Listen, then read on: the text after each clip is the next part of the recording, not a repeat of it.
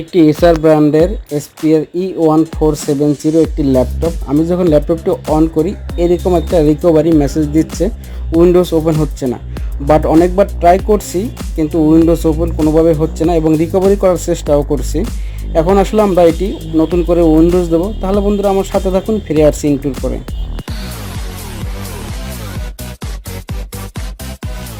এবার আমরা পাওয়ারটি অন করব। অন করার পর কিবোর্ড থেকে F2 প্রেস করে বায়োসে ইন করব। একটু ওয়েট করি। এটি হচ্ছে বায়োসের ফিচার। দেখেন উপরে কিছু ট্যাব আছে, ইনফরমেশন, মেইন, সিকিউরিটি, বুট এবং এক্সিট। এবং ইনফরমেশনের ভিতর হচ্ছিল আপনার ল্যাপটপে কি প্রসেসর আছে, প্রসেসর স্পিড কত, ক্লক স্পিড কত, র্যাম কত, এই সব ইনফরমেশন এখানে দেখাবে। একটু ভালো করে খেয়ে দেখেন, আমাদের প্রসেসর স্পিড হচ্ছে 1.8 GHz, এটি দেখাচ্ছে। এর পরের ট্যাব হচ্ছিল মেইন অপশন। এখানে আমরা যাব।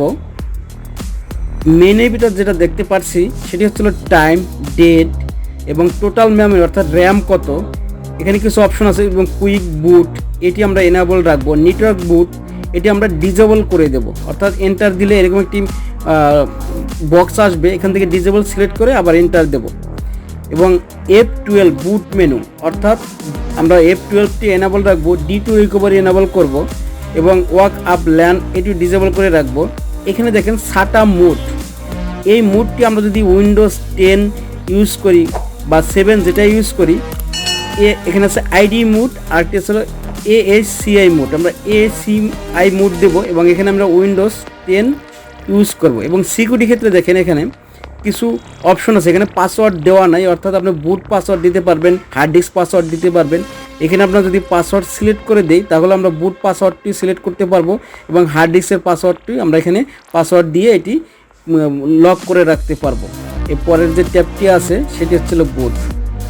এই বুট মেনুতে আমরা দেখেন বুট মুড, এখানে দেখেন ভালো করে আমরা ওখানে AHCI দিছি, ছাটা যে মুডটা যেটা অর্থাৎ সেটি দিয়েছি AHCI মুড এখানে সিলেক্ট করছি।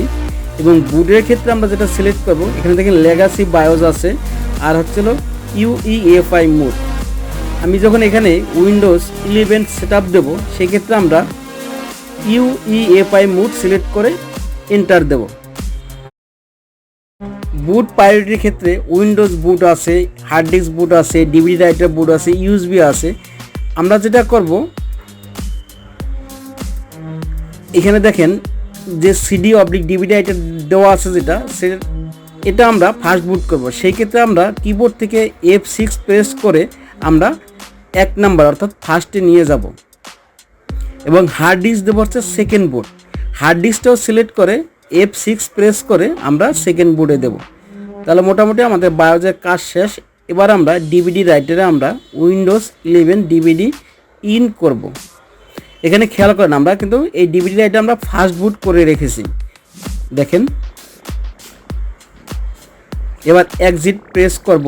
এক্সিটে সিলেক্ট করে এক্সিট অ্যান্ড সেভিং চেঞ্জ এটা সিলেক্ট করে এন্টার দেব। এন্টার দেওয়ার পর দেখেন আরেকটি মেসেজ দিচ্ছে। এবার ইয়েস সিলেক্ট করে আমরা আবারও আমরা এন্টার দিয়ে এখান থেকে বের হয়ে যাব, অথবা আমরা কিবোর্ড থেকে F10 প্রেস করেও এই মেসেজটি আসবে, আমরা সেভ দিয়ে বেরিয়ে আসব। একটু ওয়েট করি। এবার দেখেন প্রেস এনি কি প্রেস করতে গেছে, আমরা যে কোনো কি প্রেস করে আমরা উইন্ডোজ রানিং করে দেব। এখন কিন্তু উইন্ডোজ চালু হয়ে যাবে। এবার আমরা হার্ড ডিস্ক ফরম্যাট করতে পারবো। আর উইন্ডোজ কিভাবে দিতে হয় আমার চ্যানেলে আরও অনেক ভিডিও দেওয়া আছে, এখান থেকে আপনারা প্রপার দেখে নেবেন। আপনারা দেখতে যদি ওই ভিডিওটি দেখেন তাহলে উইন্ডোজ কীভাবে দিতে হয় সব কিছু আমরা জানতে পারবেন। তাহলে বন্ধুরা সবাই ভালো থাকবেন। আমার এই ভিডিও যদি ভালো থাকে অবশ্যই আমার চ্যানেলটি সাবস্ক্রাইব করবেন এবং সাবস্ক্রাইবের পাশে থাকা যে বেল আইকনটি আছে সেটি ক্লিক করে রাখবেন। যদি ক্লিক করে রাখেন তাহলে নতুন নতুন ভিডিও আপনারা আপডেট পেয়ে থাকবেন এবং নতুন নতুন সমস্যার সমাধানও দিয়ে থাকি আমি, তাহলে আপনারা সব ধরনের ভিডিও দেখতে পারবেন।